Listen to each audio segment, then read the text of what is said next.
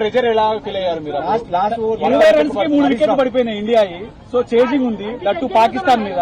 So చాలా pressure ఉంటుంది పాకిస్తాన్ మీద. అంటే బేసికల్లీ మనకి వాళ్ళకి దాయదులు పోర్ లాగా ఉంటుంది. సో ఆ సిచ్యువేషన్ లో మీరు బ్యాటింగ్ కి వెళ్ళారు, ఎట్లా అనిపించారు? నా మైండ్ లో ఆ సిచ్యువేషన్ లో నేను జస్ట్ కంట్రీకి రిప్రజెంట్ చేస్తున్నట్టు మైండ్ లో ఊహించుకున్నాను. సో ఐఎమ్ యాక్చువల్లీ కంట్రీకి ఇండియాకి ఆడుతున్నాను. సో ఆ టైంలో నేను కూడా ప్రెషర్ లో ఉంటే 3 వికెట్స్ పడిపోయినాయి. సో అక్కడ నేను ప్రెషర్ లో ఉంటే ఐఎమ్ నాట్ ఓన్లీ అంటే నేను ఒక్కడిని కాకుండా దేశాన్ని మొత్తం కింద పెడుతున్నట్టు అనిపిస్తుంది. సో ఆ టైంలో నేను అదే ఉంచుకున్నాను, దేశాన్ని ముందు తీసుకుని ఈ టైంలో నేను స్టెప్ ఇన్ చేయాలి, లేదంటే మొత్తం హోల్ కంట్రీ వినో పాకిస్తాన్ హౌ హార్డ్ అంటే వాళ్ళు ఎంత గట్టిగా వస్తున్నారు మన మీద అని.